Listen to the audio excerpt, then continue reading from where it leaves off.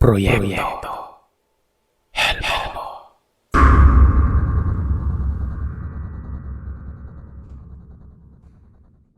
Hindi kami agad nakaimik sa boses na yon dahil hindi namin matansya kung kanino. Pero nang nagsimula na ulit itong magsalita at narinig na namin ang boses ni Lola Mara ay agad kaming lumapit sa pintuan. Sinilip pa namin ito at naroroon siyang nakatayo. Agad naming binuksan ang pinto. Tinanong niya kami kung ayos lamang ba kami. Tumango naman kami pero syempre mangiyak-ngiyak ang dalawang babae. Ang nakakatawa pa, itong si KR, kakabangon lang at napatanong kung ano ang nangyari noon. Nagmakaawa si Noli na doon muna kami sa bahay ni Lola Mara diretso. Pero si Lola Mara, buong-buo na tumanggi. Sabi nito, hindi pwede. Sariling bahay niya umano yon. Muli pa itong nagsermon na kung nakinig lamang umano kami ng umaga ay hindi sana nangyari ito. Bakit Lola Mara? Ano ho yun? Ano yung umatake sa amin? Ang sinabi lamang ni Lola Mara ay mga taong buangit umano. Ang buangit sa term namin, baliw. Kaya talagang naisip din namin na baka nga mga baliw lang gawa ng sa itsura pa lamang ng mga ito. Hanggang sa itong si KR ay bigla na lamang sumingit. Nang malaman niya ang buong kwento ay siya itong nagbanggit ng mga katagang. Baka mga aswang. Nagkatinginan kami sa kadahilan ng hindi namin naisip yon. Madagdag ko lamang Sir Sat na hindi kami ganon kaniniwala sa mga ganong nilalang. Mas ano kami kumbaga, imbis na aswang, mas naniniwala kami sa mga kanibal. Mga ganon. Pero itong si KR gawa na rin siguro ng impluensya ng kanyang ibang naging barkada. Nang banggitin niya ang katagang aswang, maski kami ay napaisip rin. Hindi umamin o nagsalita si Lola Mara para salungatin ang sinabi ni Noli. Pero iniba niya ang usapan. Ayon sa kanya, kung pwede ay sa kabilang kwarto na kami sama-sama matulog. Total naman ay malaki ang bawat kwarto. At bukas na bukas din ay papaayos niyang nasirang bubungan. Huwag umano kaming matakot dahil babantayan niya kami sa buong magdamag. Sinabi naman namin nila Jumel na kami na ang magpupuyat at hindi na kailangan pang maganon ni Lola Mara dahil baka makasama doon sa kanya. Siyempre, kinonsidera namin yung edad niya, diba? Pero tumawa lamang ito. Sabi niya kami daw yung bahala pero wag na umano kaming mag-alala dahil hindi na babalik sa gabing yon ang mga subugod sa amin. Magkakasama kaming nakahiga, si Jumel at Noli sa magkabilang gilid at nasa gitna ang dalawang babae. Ako ay nakahiga banda sa may tapat ng pintuan. Pagkatapos ng ilang minutong pilit na pagising ay hindi ko din napigilang dalawin ng antok. At kagaya ng mga kasama ko, nakatulog din ako. Mag-aalas 5 na nang magising kami. Sabay-sabay kaming bumangon sa tawag ni Lola Mara. Kung babangon na daw kami ay mas maigi pero kung gusto pa naming matulog, kami ang bahala nun. Nakaramdam na rin ako ng gutom noon kaya kusa na akong bumangon at sumunod naman ang iba. Nagsimula na akong mag-apoy sa labas, sabay nagsaing. Lola Mara, nakatulog naman ho kayo kagabi no? Tanong ko kay Lola na may inilatag na tako ring may lamang tsokolate sa balkonahe. Ngumiti lamang ang matanda. Gusto pa sana namin siyang tanungin patungkol sa mga nangyari kagabi pero tila naging abala ang matanda at iniiwas pag-usapan yon. Matapos kumain ay naglublob na kami sa dagat na parang walang nangyari. In-enjoy namin ang sarap at linaw ng tubig na halos lumapit na sa amin ang nagagandahang mga isda sa lugar na yon. Lalo na kapag napunta ka sa malalim na parte, halos kasabayan mo na ang mga pawikan. Noong maramdaman na namin na unti-unti nang humahapdi ang init, ay bumalik na rin kami sa gilid. Na makita kami ni Lola Mara, nagpaalam ito. Ang sabi niya ay mawawala siya maghapon pero may darating umano na binata para asikasuhin ang nasirang bubungan. Siya umano si Lito, na nakatira lamang sa may kabilang bahagi ng isla. Umalis na nga itong si Lola Mara pagkatapos nun. Makalipas lamang ang ilang minuto ay dumating sakay ng maliit na bangka ang binatang nagpakilalang Lito. Nagtaka pa kami kung bakit siya nakabangka. Yun pala ay dahil sa mas mabilis umano kesa sa maglakad ito. Iikutin niya lamang yung katubigan. Hindi gaya ng paglalakad na tatawid pa umano siya sa mga kakahuyan. Baka umano mamaya, hindi na siya makabalik. Dahil sa kuryosidad, pabiro ko pang tinanong kung paano niya nalaman na pinapapunta siya ni Lola Mara. Ang isinagot niya ay siyang ipinagtataka namin noon. Patanong ang sagot niya. Hindi niyo pa ba alam? Hindi, bakit? Anong meron? Medyo natulala si Lito noon. Tapos ang sinagot nito sa amin ay, may mensahero lang si Lola Mara. Sino na magtuturo sa inyo kung saan yung butas? Si Jumel na ang nagturo, pero sumunod kami ni Noli. Gawa ng si Lito ay mukhang mabait. Alam mo yung batang bibo. Mga nasa 15 anyos pa lamang ata to pero maalam na sa gawain nun. Chinika-chika namin ito. Lalo na si AR na malakas talagang hinala. Psst, Lito, magkano bayad sa ni Lola Mara dyan? Tanong ni AR. Depende. Minsan nagpapadala na lang yan ng mga huling isda na galing sa kabilang isla. Kung minsan naman gulay pero bihira yung pera eh. Nagka-idea si AR doon. Pero gusto mo ng pera? Tanong ni Noli. Napalingon sa kanya si Lito habang inaabot ang paghabi ng bubungan noon. Tumango ito. Sabi ni AR basta sagutin niya na lang ang mga katanungan namin. Ikinuwento namin kay Lito ang nangyari. Tapos ewan lang namin kung dahil sa suhol o ano talaga siyang magkwento pero ayon kay Lito, ganun daw talaga sa isla banda nila Lola Mara. Maraming mga ganon. Pamilya pa nga umano. Nang tanungin namin kung anong ganon ang sinasabi niya, ang sagot ni Lito, ano pa nga ba? Di mga aswang. Napasabi ko sa inyo si Noli nun.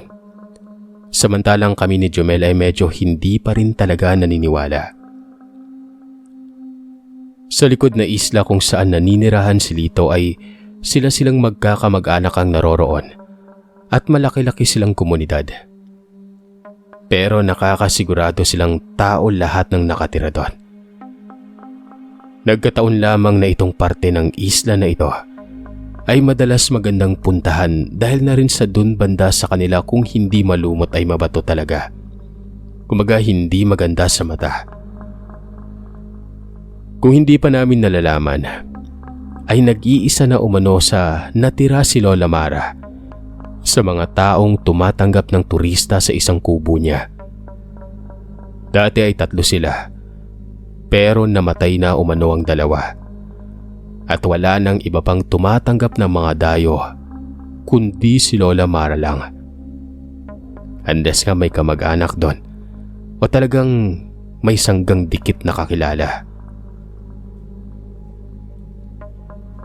Lito, may mga bawang, luya at asin ba dito? Tanong ko. Umiling si Lito. Walang ganun sa bahagi ng islang ito. Dagdag pa niya. wag na umano naming balaking maghanap dahil lalo lamang naming iiritahin na mga taga doon. Ba magulat kayo mga manong, pag naamoy nila yung bawang baka matakot kayo kapag nagsilabasan ng mga yan at malaman nyo kung gaano sila karami. Lalo na si Hindi na tinuloy ni Lito ang sinasabi. Tuloy-tuloy lamang ang paghabi niya at pag-aayos na parang unggoy at maning-mani na lamang sa kanya ang lahat nun. Pasundo na kaya tayo kay Mang Rene? Sabi ko. Kaso paano naman malalaman ni Mang Rene na magpapasundo kami, diba? Yung usapan ay bukas pa siya dadating at wala naman ng ibang dumadating na mga bangkero doon. Sinabihan namin si Lito kung pwede kaming ihatid sa may kabilang isla kung saan kami galing. Umiling si Lito. Pangdalawahan lamang ang bangka na ginagamit nila at dahil sa wala itong motor, matagal ang biyahe. E di Lito, sa inyo na lang kami tumuloy. Magbabayad naman kami. Umiling si Lito at sinabing lalo umanong mahahalata. Pinagbabawal umano sa kanila na magsabi ng kung ano patungkol sa mga nakatira doon sa parte ng islang yon. Baka magkagulo pa. Pinoprotektan rin nila ang mga kaanak nila ayon kay Lito. Dagdag pa ng binatilyo na parang may edad na kung pagsabihan kami, dapat daw ay inaalam namin ng lugar bago kami pumunta. Okay daw sila kung tutuusin. Pero kami umano ang nambulabog. Isa lamang daw talaga ang ibig sabihin kung bakit ginulo kami ng mga nasa dulong kabayan. Dahil hindi kami nakinig kay Lola Mara. Sa dinami-dami ng naging bisita doon sa pagkakaalam ni Lito, ay ikalawa pa lamang kami sa sinugod na mga aswang na nakatira doon sa dulo ng mga bahay na yon. At ang dahilan, babae. Wala na kaming naitanong kay Lito dahil umakyat na ito sa may bubong naman sa labas at doon ay hinabi ang mga natitirang tatakpan ng bubong na ito. Pagkatapos noon ay bumaba si Lito. Tumingin ito sa itaas. Tirik pa daw ang araw at nakiusap ito na kung pwede siyang doon na lang mananghalian kasama namin. May dala umano siyang mga pagkaing dagat sa bangka. Pumayag naman kami. Habang nagluluto ay umalis saglit si Lito. Pagkabalik niya, meron na itong dalang mga bata o maliliit na kawayan. Hindi ito bagakay na kinatatakutan ng mga aswang. Pero sabi niya, patulisan lamang umano namin at babaon pa rin umano ito kahit papano. O makakatulong sa amin kung sakaling babalikan kami. So babalikan kami, Lito? Ganun ba? Tanong namin sa kanya. Natahimik si Lito nun.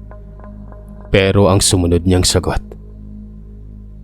ayon sa tatay ko, hanggat hindi nila nakukuha ang gusto nila oras na sinimulan nila at hanggat nandito pa kayo sa isla, hindi sila titigil. Medyo naiinis ako nun. Ganun pala yung mga aswang, no? Mahilig sa babae. Ano kaya ang meron? Nung huli ko lamang din nalaman na meron ng mga aswang na ganon, Sir Seth. Hindi lamang mga lalaki. Nasabi ito ng isa kong kumpare na ang tatay ay maraming karanasan sa aswang. Malimit umano. May klase ng aswang na mapababae man o lalaking aswang na mahilig mambiktima ng mga kababaihan. Unang-una, dahil sa walang sapat na lakas sa mga babae. Madalas ay mahina ang kanilang lakas para sa mga hipnotismo o kung ano pa. At yung amoy ng isang babae, lalo na ang mga buntis, syempre mabango. Pati na rin yung mga malapit ng madatna ng dalaw. Sa kadahilan ng amoy na mga aswang, ang mga matres na mga kababaihan. Kumbaga nandun sisingaw ang amoy at lansa ng dugo na para sa kanila ay mabango, nakakaadik. Kaya siguro nagamit ang term na inaswang sa mga, alam niyo na. Di ba takot yung aswang sa asin? Maalat yung dagat Dito din ginagawa yung asin, di ba? Nagtanong kami ng ganon. Hindi ko alam kung sa mga listeners natin kung tama ba ito, pero may mga aswang daw na hindi na ganoon kamalaking takot o talab sa kanilang asin. Kumbaga yung mga may lahing aswang na nasanay na sa tabing dagat o nakakapag-adjust din umano ang mga ganitong nilalang.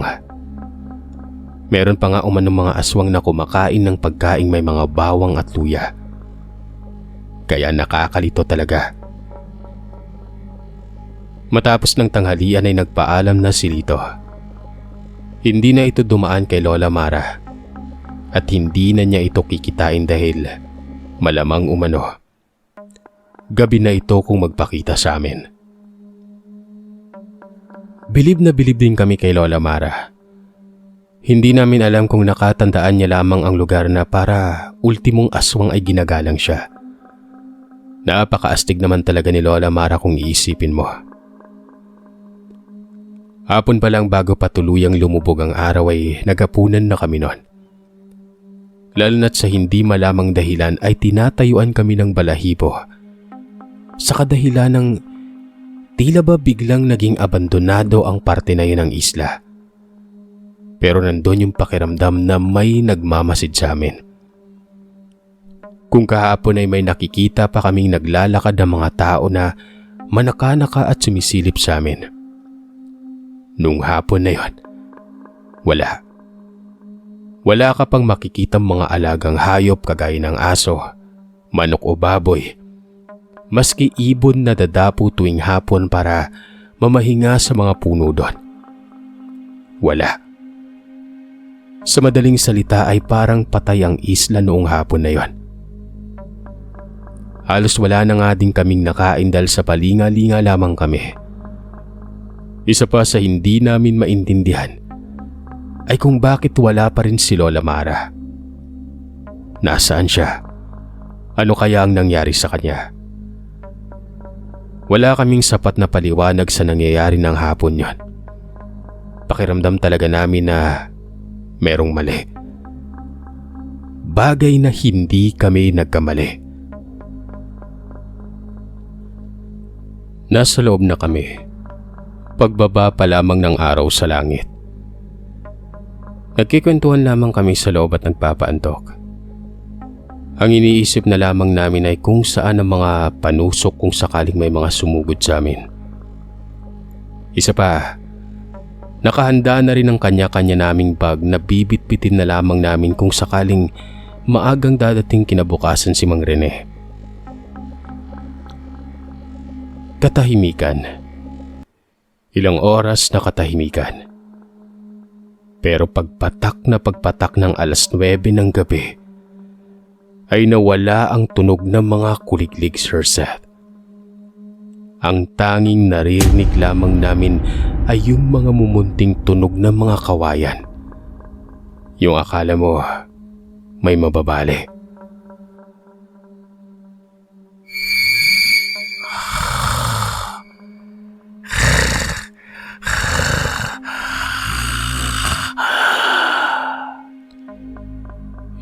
Yung mga ingay na yon, sigurado akong hindi nanggagaling sa simpleng tunog lamang. Nagdikit kaming nagsama-sama sa pasilyo ng kubo. Walang pumasok sa kwarto sa kadahilan ng malapit yun sa pader. Nasa gitna kasi ng dalawang kwarto ang pasilyo. Maya-maya pa ay meron na kaming naramdamang bumagsak sa may bubungan. Wala kaming naramdamang umakyat. Alam niyo yung galing sa ere tapos bumagsak lamang sa may bubong. Ganon yung tunog. Una, sa kwarto kung saan unang sumugod ng mga ito. At ang pangalawa ay yung bubungan sa may mismong balkonahe. Nasaan na kaya si Lola Mara? Tanong namin sa isa't isa. Hindi namin masagot man. Pakiramdam namin noong mga oras na yun ay walang makakatulong sa amin. Hanggang sa patuloy pa rin ang mga tunog na mga akala mong aso na nasa taas ng bubungan. Hindi na namin nagamit pa ang pantusok na ginawa ni Lito. Sa totoo lang ay hindi na kami makagalaw nung gabi na yon. At talagang tingin namin ay katapusan na namin.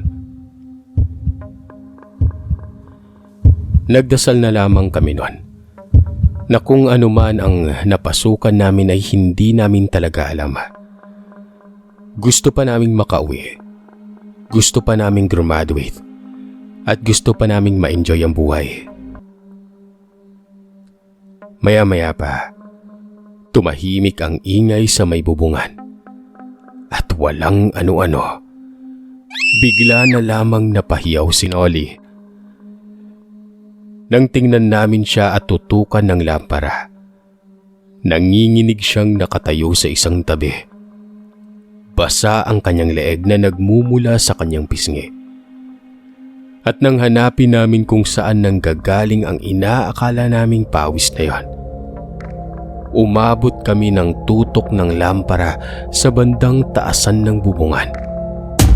At sa pagtingin namin sa tuktok, isang muka ang hindi namin malilimutan. Kakaibang pamumula ang mga bilugang mata. Ngusong lumalabas na sa bibig at naglalaki ang ipin na hindi maalis sa pagkakanganga, na siyang dahilan para tumulo ang laway nito, na siyang rason kung bakit basa si KR noon. Napamura kami noon at gaya ng sabi ko ay nalimot na namin ang mga kawayan.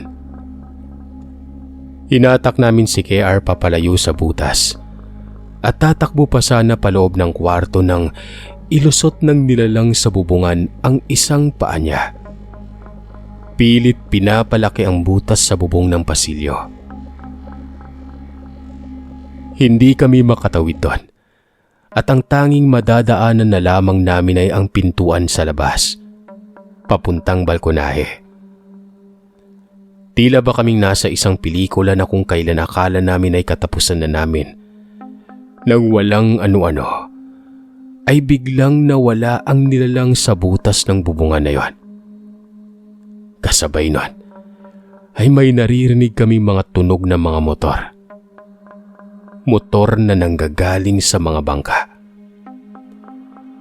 Halos mapahiyaw kami nang marinig namin ang nanginginig na boses ni Lola Mara at ang anino niya sa may pintuan nun. Dalhin niyo na yung mga bagahe niyo. Umalis na kayo habang hindi pa lumalalim ang gabi. Takbo kami nun. Pinunot namin ang bag. Binuksan ang pintuan. Napahinto kami sa balkonahe dahil sa may mismong labasan ay merong nakatayong malaking asong bagamat payat ay nangingintab ang katawan at may halong puti at itim ang balahibo. Pulahan ng mga mata nito. Aatras na sana kami sirsat nang sa likuran namin ay lumitaw naman ang isa pang aso na itim ang kulay. Naglakad papunta sa amin ang aso na ito. Umatras naman kami. Papunta sa labasan ng balkonahe. Palapit sa asong may puti. At ang ginawa ng asong puti na yon ay unti-unti itong umatras palabas na tila ba pinapadaan kami. Hanggang sa unti-unti na kaming makalabas at nakita namin ang marami-raming bangkang dimotor. Kasama si Mang Rene. Huwag kayong matakot sa dalawang yan. Basta, pumarito na kayo. Sila nang bahala. Pagkaapak namin sa buhangin, ay bigla na lamang merong tumalong 3 nilalang mula sa bubong ng kubo kung saan kami galing. At pagkalapag nila sa lupa, magkakamukha sila. Kawangis nila itong asong puti at itim na kadikit namin pero mas pangit siguro sila konti. Nung mapansin namin na lumundag ang itim na aso, padikit sa 3 nilalang na tumalon sa may bubungan, na para bang hinaharangan at binubugaw niya mga ito, ay siya namang takbo naming biglang magkakahawak kamay papunta sa may tubig, pasakay sa may bangka nila Mang Rene. Sumusunod sa amin ang asong puti, at nang makasiguradong nakasakay na kami, ay nakatayo lamang ito sa dalampasigan at nakabantay. Habang palayo kami ng palayo sa isla, unti-unting nagiging malinaw sa amin ang paligid. Ang 3 nilalang na gustong umatake sa amin at ang 2 asong tila pinoprotektahan kami. Kumikinang, nagbabaga ang mga matang nakatitig sa amin nun. At habang papalayo kami, napapansin naming sa hindi pa kalayuan na parte ng isla ay may mga ganong mga pulang baga din kaming nakikita. Nang ibig sabihin, nagmamatiyag sila. Sa gitna ng aming paglalayag, lumabas ang nagtatagong si Lito sa isa sa mga bangka na mangingisda. Nagulat kami kung bakit siya naroroon. Ayon kay Mang Rene, bagamat kailang magtago ni Lito kasi pag nakilala ito ng taga-isla ay maiisip ng mga aswang na nangingialam ang mga tao sa kabilang isla at mapahamak ang batang si Lito. Pero si Lito umano ang dahilan kung bakit nalaman nila Mang Rene na nasa panganib kami. At nang tanungin namin si Lito kung paano ito nakarating doon sa islang yon, nadulas siya. Tinulungan umano siya ni Lola Mara. Paano, diba? Hindi niya nasagot yon. Nang muli naming tanungin kung nakabalik din ba si Lola Mara sa isla, tumango namang nakangiti si Lito. At sinabi nitong si Lola Mara din umano ang tumulong sa amin. Hindi namin maintindihan ang lahat ng ito dahil ang huling presensya na alam namin ay nung tinawag kami ni Lola Mara na lumabas sa kubong yon. Pero sa huli, parang napagtanto namin na hindi kaya siya yung puting aso. Na ibig sabihin, aswang si Lola Mara. At sino naman ang asong itim na katulong at kasama niya? Wala kaming nakuhang sagot sa tanong namin, Sir Seth. Pero isa lamang ang sinisigurado namin nun. Hindi na kami pwedeng bumalik sa islang yon. Sabi pa ni Mang Rene ay wag na naming subukan pang magkwento sa iba dahil hindi lahat maniniwala sa amin. Sa tuwing lalabas ang islang ito sa mga diaryo o balita o mga vlog ng mga nagre-research, na tunay ngang isa sa mga secluded at maganda ding destinasyon na isla sa Panay, napapatango na lamang ako. Marami pang isla sa lugar namin ang hindi mo masasabing sumasabay sa pagiging moderno ng panahon. Sa mga posibleng rason na talagang napag-iiwanan dahil lumalayo sa kabiasnan o hindi abot ng pag-unlad. O talagang mas pinili lamang ng mga taga-ron na manatili sa mga panahong kaya nilang itago ang kanilang tunay na pagkatao.